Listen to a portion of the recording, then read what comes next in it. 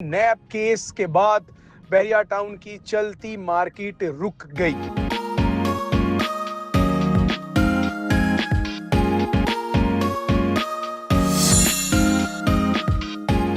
بسم اللہ الرحمن الرحیم، السلام علیکم ناظرین، بحریہ ٹاؤن کراچی سے آپ کی میری ملاقات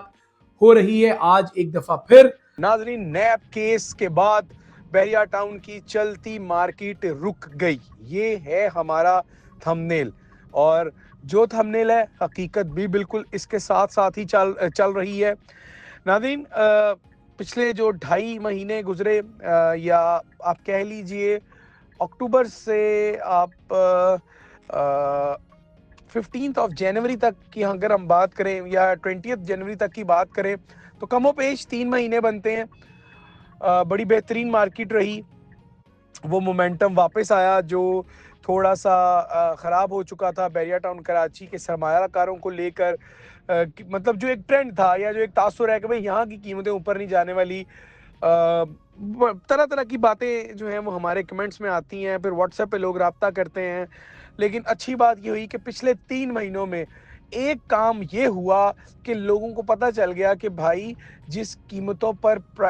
جو پراپرٹی آ گئی ہے یا جس پر ٹریڈ ہوئی ہے، اصل میں ان کی یہ قیمتیں نہیں تھی۔ یہ بات تو بڑی واضح ہو گئی تھی، وہ ولاز کی بات کریں، وہ کمرشل پلاٹ ہوں، وہ رہائشی پلاٹ ہوں۔ اچھا، اب آ جاتے ہیں حضور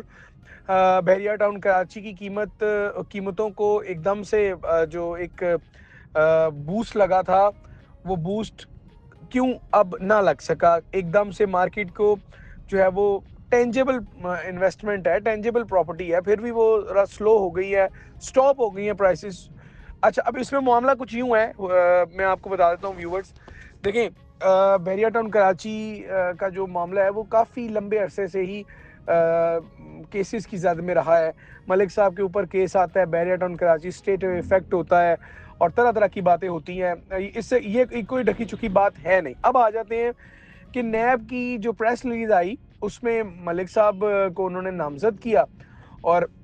اچھا اگر بات وہاں تک محدود رہتی تو ٹھیک تھا، لیکن پے در پہ ملک صاحب کا ٹویٹ آنا، پھر ریئیکشن آنا، پھر وزراء کی پریس کانفرنس آنا، پھر میڈیا مالکان اور میڈیا پر چلنا، نام کا چلنا، یہ وہ ساری چیزیں ہیں جو کہ انویسٹرز، ویورز، ان تمام لوگوں کے لیے کہیں نہ کہیں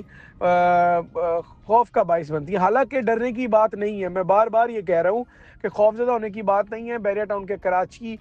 کے رہائشیوں کو، سرمایہ کاروں کو کوئی کچھ نہیں کہنے والا، کوئی آپ کو یہ نہیں آ کر کہے گا کہ آپ نے غلط جگہ انویسٹمنٹ کر لی یا آپ گھروں سے آپ کو کوئی نکال دے گا، سوال ہی پیدا نہیں ہوتا۔ آپ یہ میری بات لکھ لیجئے، اللہ تعالیٰ کے فضل اور کرم سے اور مکمل انفارمیشن سے میں آپ کو یہ بات بتا رہا ہوں۔ اب آ جائیں جی کہ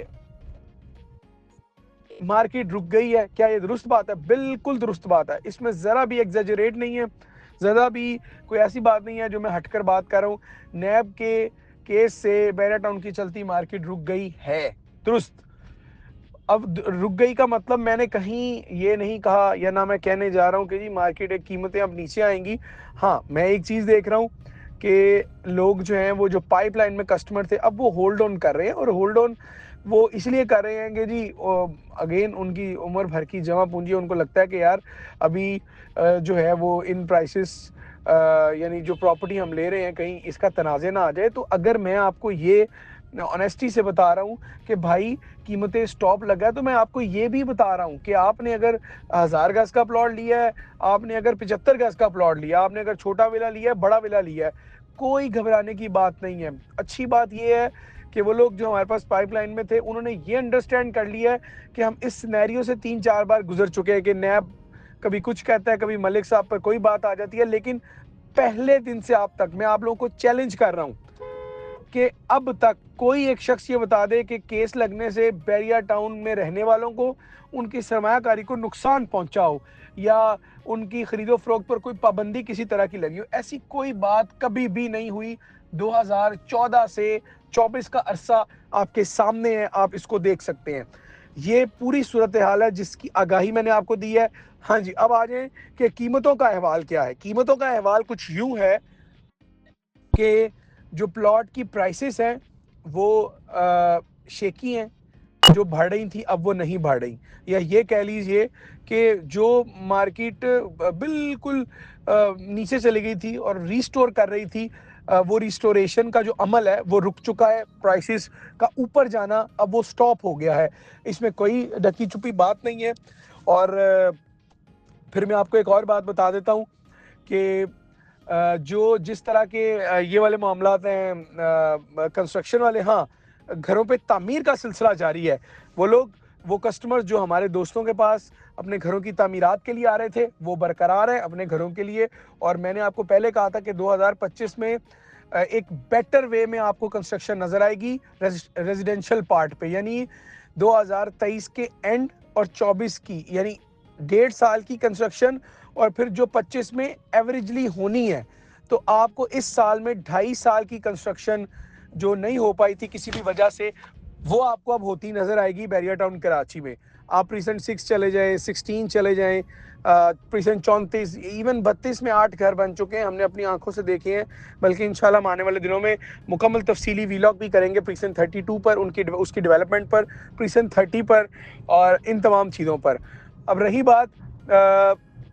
اس پورے سنیریو میں انویسٹرز کو کیا کرنا چاہیے، یہ بھی ایک بڑی اہم موضوع ہو سکتا ہے۔ انویسٹرز دیکھیں، انویسٹرز کا کام ہوتا ہے کہ وہ لو کاسٹ پراپرٹی اٹھاتے ہیں، پھر اوپر جاتی ہے تو اس کو آپ سیل کر دیتے ہیں۔ بڑی آسان اور سمپل سی ڈیفینیشن ہے انویسٹرز کی، سرمایہ کاروں کی۔ وہ چانس ڈیل اٹھا لیتے ہیں، وہ ولا بھی ہو سکتا ہے، دکان بھی اور گھر بھی۔ تو میں یہ عرض کر دیتا ہوں آپ سے جی کہ صورتحال یہ ہے کہ انویسٹرز موجود ہیں مارکیٹ میں، اور وہ طاق لگائے بیٹھے ہیں کہ بھائی اب جیسے ہی کوئی کم قیمت یا کوئی چانس ڈیل آئے گیا،